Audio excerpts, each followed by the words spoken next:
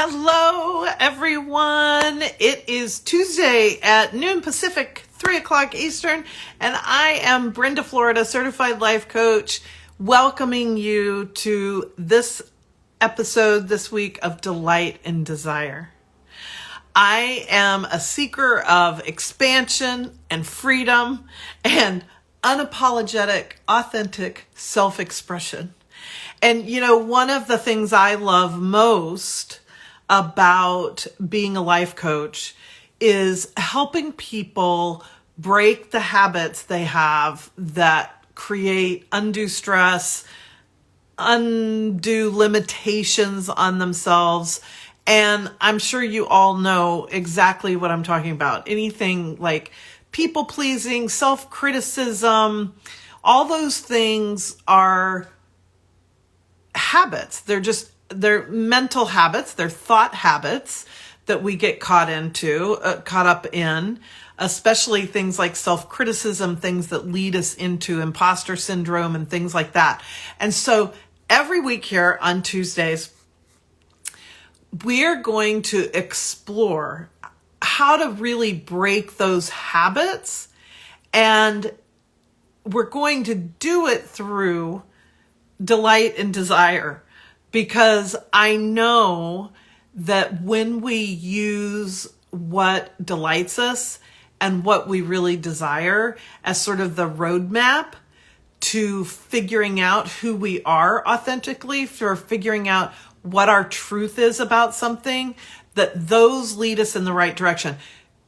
Inner critic thoughts, self-judgment, all those kinds of things do not lead us into a solution that is going to be in alignment with our, sort of highest self, the best, most authentic version of ourselves. Those things, those thoughts lead us into the habits that keep us stuck in those limitations. So, I also know that what I just said, while you might be going, oh yeah, I get that, it's way easier said than done. And so that's why I love coming on here every week. It's why I love one-on-one coaching. Excuse me while I have a drink. I just got off with a client, so I've been talking a lot.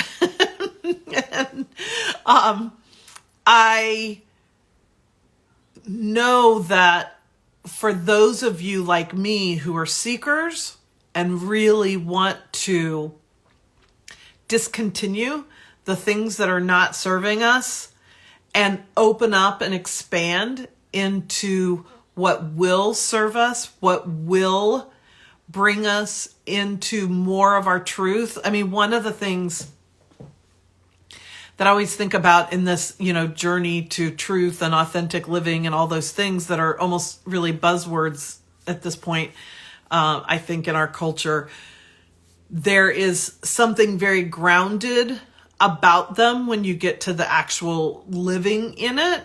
Living in your truth and living authentically is a very grounded feeling. And while we do things that are still hard to do, leave relationships, leave jobs, set boundaries that piss people off, or, whatever it is, it's not like authentic living means you have no problems and no challenges. It just means that you come to your solutions for those from what you know to be your truth right now, rather than from the more limiting thoughts and feelings and beliefs that come from people pleasing or silencing yourself so you don't piss somebody else off, or, really like pretending you're okay with something when you're not, or coming from that place of self-judgment or self-criticism. Those mindsets and those feeling states in those critical parts of our being are never going to take us to a solution that is reflective of our true self. Because our true self is empowered. Our true self knows how to solve our problems and our true self, even if it's to go get help, right? Like I help people every day with this. So the asking for help is not disempowering. Asking for help doesn't mean that now you have another problem because you couldn't solve your one problem by yourself. You had to go get help, and that's a problem. So one of the reasons why I wanted to do this regular show here on Instagram is because I want to sort of lift the veil of what it's like to work with a life coach. I want to normalize it from the standpoint of what I've just said. Like there's no shame, no lack of empowerment in working with a coach or working with me. I'll just stick to me. I think this is generally true of all coaches or therapists, but I'll just talk about me since I'm the only one I am. So working with me and asking for that help is not disempowering for you. It's empowering. It's empowering to say, hey, I don't have to figure all this out by myself. I realize I've got a pattern or something I do that isn't really serving me. And I know I can't run away from myself. And I'm not sure how to change it or solve it or, whatever. And so I'm going to go find somebody who can help me do that. I don't have to figure it out on my own. I can go get help with that. And that's not a sign of weakness. So that's one of my big missions in life here at this point, is to both kind of demystify and normalize that working with me is just like going to the gym and having a personal trainer who helps you have a, let's call it, more effective workout. All of us can go to the gym and look at the diagrams on the side of a machine and figure out how to make it work, right? Or whatever, just start walking or jogging or whatever. There's plenty of YouTube videos we can watch on fitness, all the things. But there's such a benefit to having that personal trainer who's looking at your specific body, your specific, quirks around that, right? Or strengths and weaknesses in your body, whatever. Your own natural way of how your style in, let's say, lifting weights. Do you tend to have a stronger right side of your body than left? Or is the left stronger than the right? Like all these things that personal trainer is very tuned into and skilled at how to make whatever you're doing the most effective for you and your body. Or that's my idea of at least what a good personal trainer does, right? They don't just have I do this thing with every client I have. This is my 30-minute, workout routine or whatever. And I do it with everybody and, whatever. That's not personal training to me. That's like group fitness or online fitness or something. Personal training is I have these things I do and maybe even like go to exercises, but because we're working one-on-one, I'm going to personalize it to exactly what you need. And that's how working with me is as a coach. So I have every client I have, I use different tools for. I mean, not unique with every client, but they're different. I have a whole, bag of tools, and different ones work better for different people. Depends on where they're at in their growth. It depends on what their personality's like, all kinds of different things. And some things work sometimes and some things don't. And we make an adjustment. Oh, here's Sherry. How are you? I will wave at you. Oh my gosh, I'm pushing the wrong button. There we go. There, I managed to wave. Thanks for joining me, Sherry. So that is the beauty to me of one-on-one coaching, is that you get that individualized attention, which helps you grow and expand at a higher level than any of us could do by ourselves. All right. Well, you pay attention to driving, and I'll just, you can listen to me while you drive. But that's the beauty of it. But there's still a lot to be said for a group situation like this, where you can hear what I'm saying or suggesting, or, a tool I'm working with or whatever. Oh, Pam Wingfield is here too. How nice.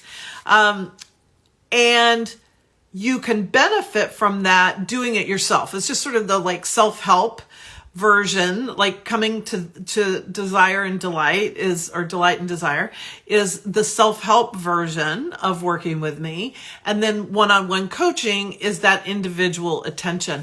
But this idea, we have such a concept, especially in Western culture, about how we should somehow be able to always pull ourselves up by our bootstraps, or, we should always be able to figure it out, or, stop something we know that's not good for us and do something that is. That is such a prevalent concept and collective belief, is that once we know better, we should just then be able to do things differently. And every client I have ever had has some version of, I know I should be fill in the blank, getting more movement, or not judging myself, or, whatever it is. Or I should stop people pleasing, or I know I need to set better boundaries. I know, they know. They have an awareness, as I'm sure you do, of the things that are problematic in their lives, but they don't know how to change that.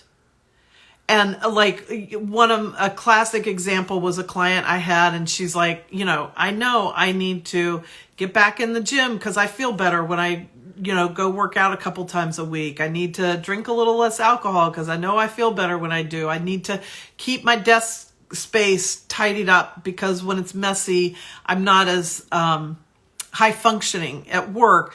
I know all that. And none of those things are hard, right? This is an intelligent entrepreneur.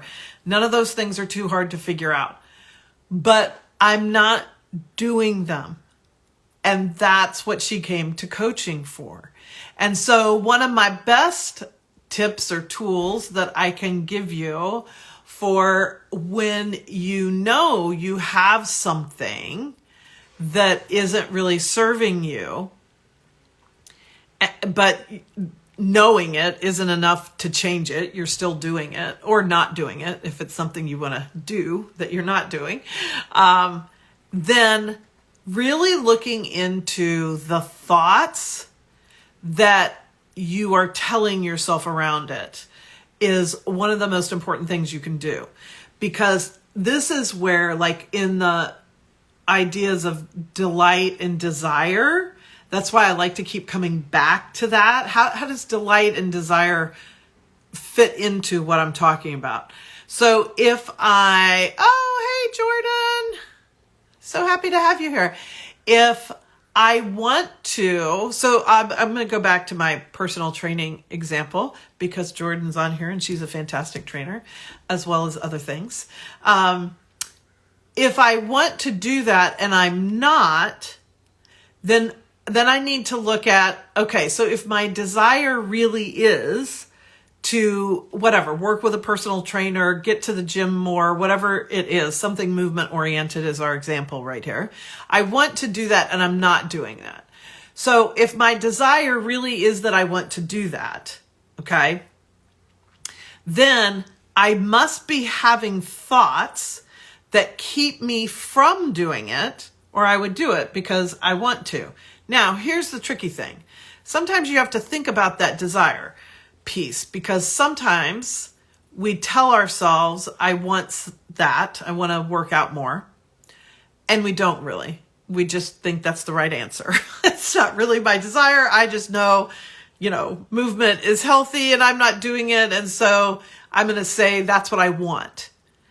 But that's why this desire and delight piece is so important, because if it's not really a desire, you're going to have a hard time staying consistent with your action towards it. So then we have to look at if there's a disconnect there. If either you're trying to make yourself do something you truly don't want to do, Working out with a personal trainer isn't for everybody. Like, everybody's path is not the same. Everybody doesn't have to have a coach. Everybody doesn't have to, whatever. We all grow and live our lives in different ways.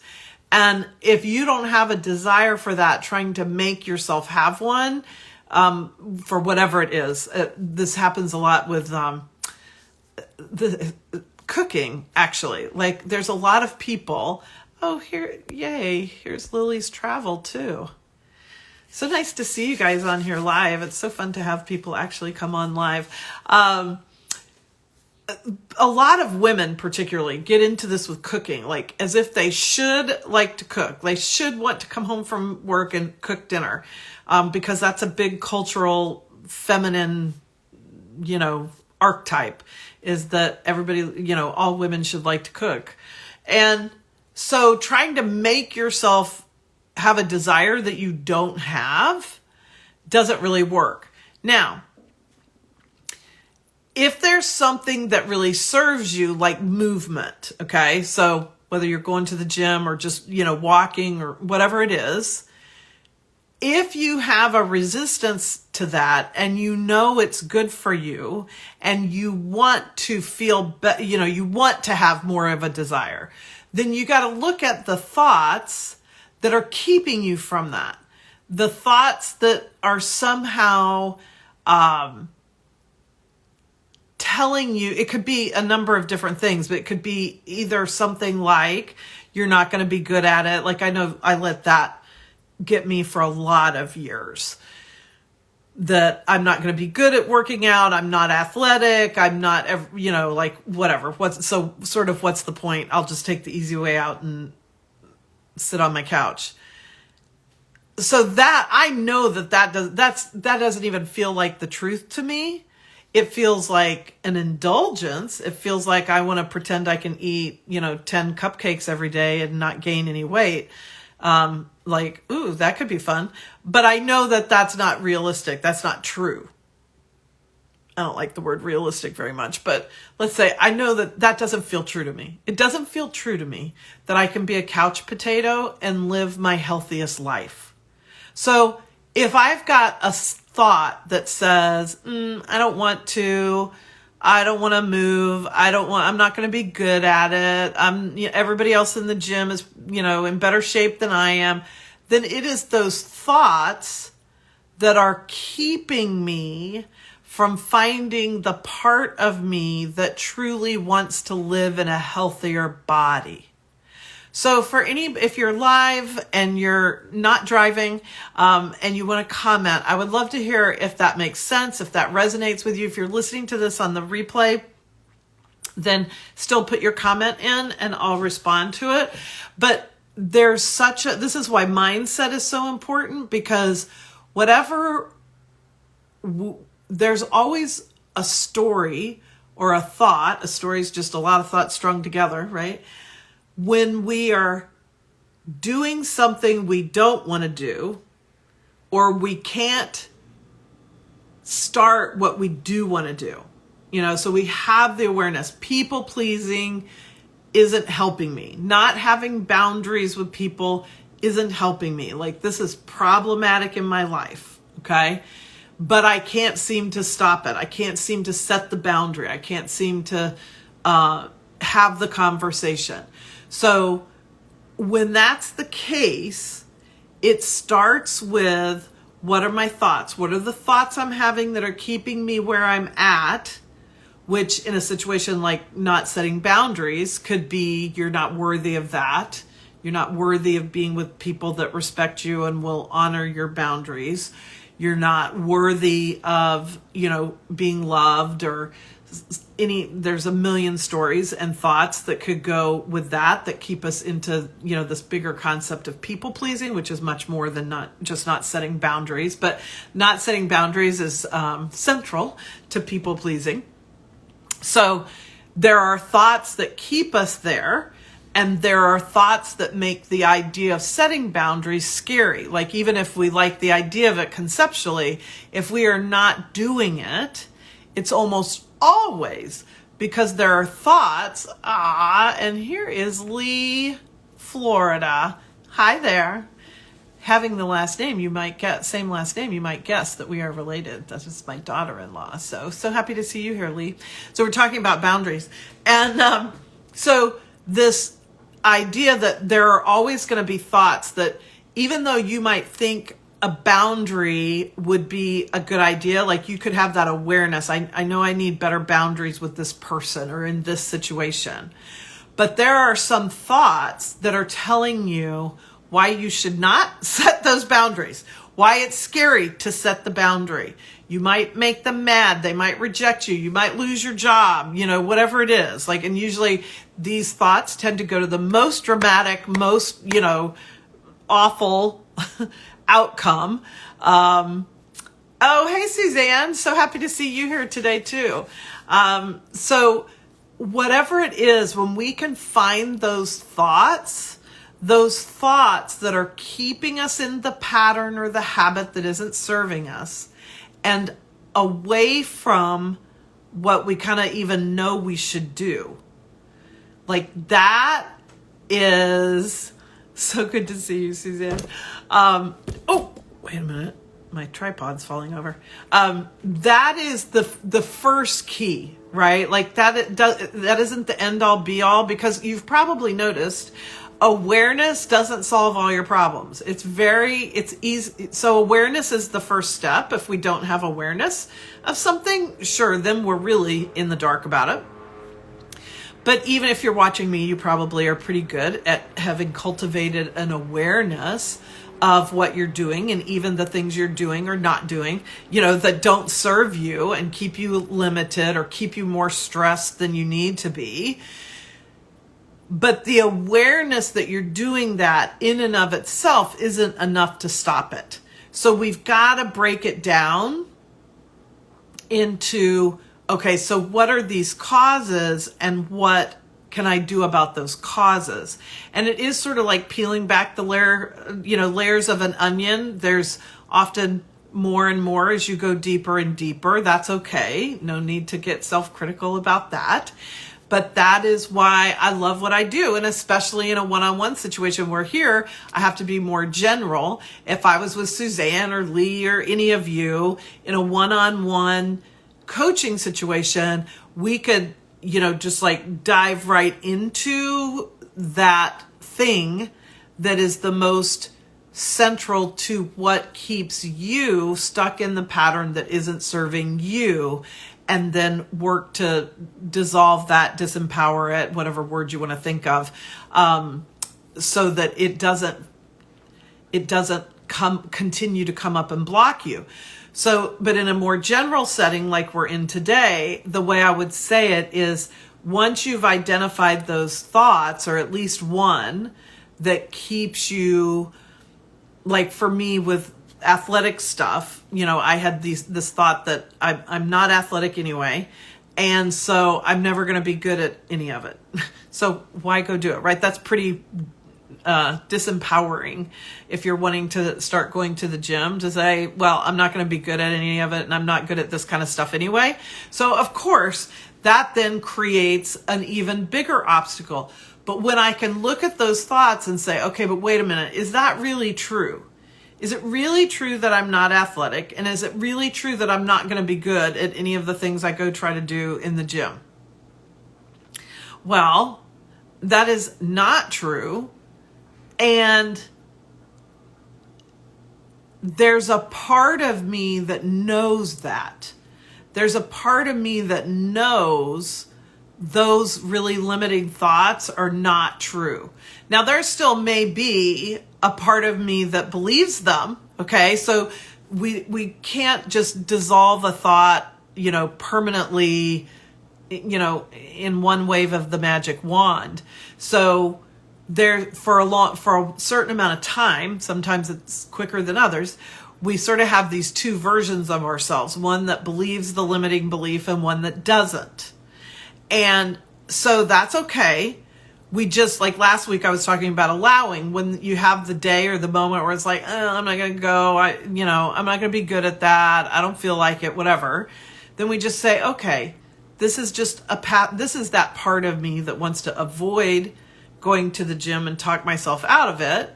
And can I find that other part of me that knows I can be good at certain things I don't need to be, want to be, care about being good at, right? Like it's allowing that all I need to do is find the things that work for me and go do more of those without some sort of pressure to be the next, star athlete or something. It's that being able to because it's the thoughts that keep us believing unless I'm outstanding or number one, then I need to not even start. So all of this stuff that comes and gets in our way, all the obstacles, are starting from a thought perspective. And so the ability to be able to isolate those thoughts, and even I'll say it's really helpful to isolate them in a really simple way. And it usually takes several times of going through your head about it, or even clients working with me on it. Their first thought about why they're feeling like a failure in their business is probably fairly complicated. Well, it's because of this and this and this and this and this, or whatever. But if this hadn't happened, or if this had over there. But once you start to get that out, then you realize, okay, no, wait a minute. If I had to say, I often will say to clients, if you have to tell a 5-year-old what it is, say it in that simple language. Oh, the truth is, I feel like I did something wrong. I'm shaming myself. I feel like I don't belong, with a seat at the table, so to speak. I feel unworthy of the amount of success I'm having. And so now I'm short-circuiting myself on it, or, whatever it is.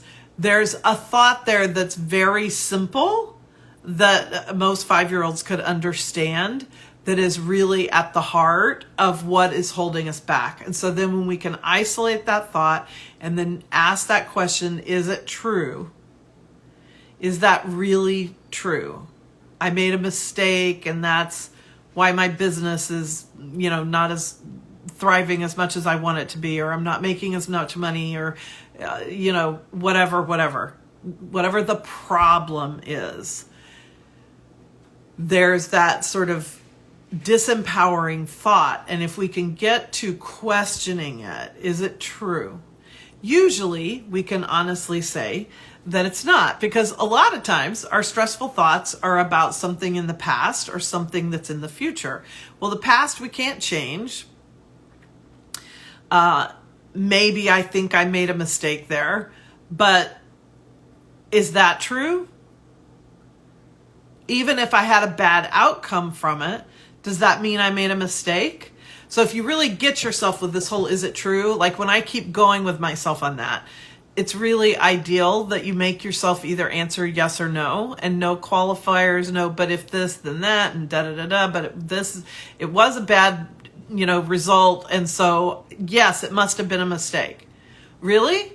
So then what you're saying is every time we get a bad result, we shouldn't have done that thing. It was a mistake.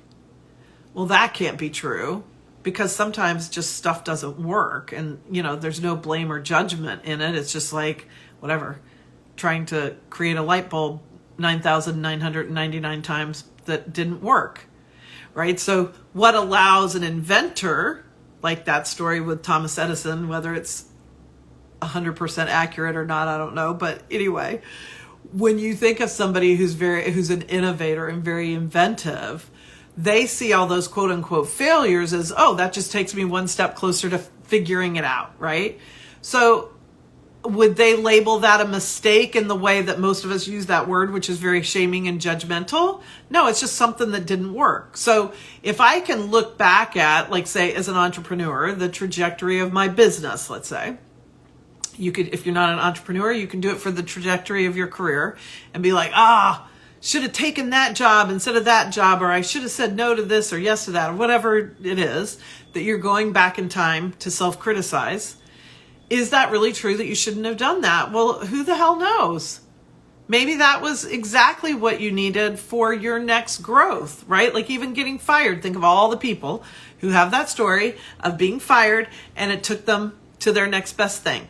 And maybe it wasn't the very next thing. Maybe it was a couple next things down the line, but they realized, oh yeah, when I got fired, that's really when, that wheel got to turning. And then ultimately I did this. And so most people who are growth oriented people, and you all are, who are on here, or you wouldn't even be here, we know that we have our greatest growth spurts after a challenge. Just like, again, we'll go back to our gym episode, metaphors.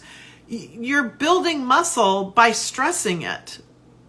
So if we never created any stress in our muscle, any tearing down in that muscle, it wouldn't need to repair and get stronger. So the goal of life is not to have the easiest life that nothing ever happens, nothing ever goes wrong, you don't have any challenges, like sometimes we'd like to think that would be great, but that's not actually what takes us to our best life. Oh, Miss Liz, I'm so happy to see you here. That's not really what takes us to our best life. What takes us to our best life is following that thread of delight and desire to see where am I not being true to that, or where am I limiting myself for that. That's where I find those habits that are tripping me up, and habits can just be a habit of thinking, right? It's not necessarily something you're doing, which is sometimes how we think of habits, but we have tons of habitual ways of thinking that don't serve us, that keep us away from what delights us, that keeps us away from what we desire, that keeps us away then from our truth and from our authentic self-expression, because I cannot express myself authentically. Hello, my lovely friend. I'm so happy to have you here. There's no authentic self-expression in our limited beliefs of ourselves. So we don't even know what our authentic expression is at some level. At some level, I'm going to challenge all of you with this notion that there are things that are absolutely authentic about you and in your truth that you're not even aware of, because you have this habitual story that you're not this, or that doesn't work for me, or that whatever it is that keeps you in a limited pattern that doesn't even allow you to see something that is truthful about yourself, something that is authentic about yourself. Because in our, if, in a perfect world, if we were all individualized as, or individuated would be the proper way to say that Carl Jung talked about, or enlightened, if we were all in our enlightened state, we know that we are empowered, and that there's no circumstance bigger than we are. Okay? There's no circumstance, there's no person, there's nothing outside of you that is more powerful than what is inside of you. And part of what's inside of you are those limiting beliefs. And so they wind up creating a story out in the world that is disempowering. But it's not the thing in the world that is the problem, it's the story. And so when we take our own sort of power into our own hands and dissolve that story, the circumstance in the world starts to change in some way, or we get a great idea, or we run into somebody that helps us solve it, or whatever. All kinds of synchronicities and things happen. And so as we wrap up today, I want to leave you with that really empowering thought, that this combination of what delights you, what your desires are, and what habits do you have in the way you think or do things that are in opposition to that take you away from that, are really the first empowering steps to getting back in alignment with that delights you and the desires that you have. Because when we can identify those thoughts and then start to dissolve them or disempower them with that question, is it true? Is it really 100% absolutely true? And then sort of being able to reimagine the situation of if I wasn't thinking about it that way. If I didn't have this story that I don't ever get what I want. And see, I just got passed up for a promotion. There's proof I don't get what I want. Is that really true? Well, then think about all the things that you actually do get that you want. Maybe not in that one scenario you haven't, but that's because you have a belief in that scenario that you don't get what you want. So being able to, so I hope that makes sense. And in our short time together gives you a little something to chew on this week. As always, I'd love for you to DM me with any topics that you want me to cover on Tuesdays or any questions you had from today, or drop them in the comments. But you can always DM me if it feels too personal. Oh, thank you, Suzanne, for the Truth Bombs comment. Oh, Sherry, you're welcome from the bottom of my heart. I love that you're here every week. I love it. It means a lot to me. And it would mean a lot for me for you guys to share this, share the live with a friend, with somebody you think who needs this empowering message of our delights and our desires are a great pathway into knowing what our truth is. And the thing that truthfully trips us up the most to following those. Oh, good, Suzanne. I'm so glad. I thought maybe it was your first time. Well, I hope we do this I do this every Tuesday at noon Pacific, 3:00 Eastern. Make the adjustment for whatever time zone you're actually in. So you can come back and join me next week as well.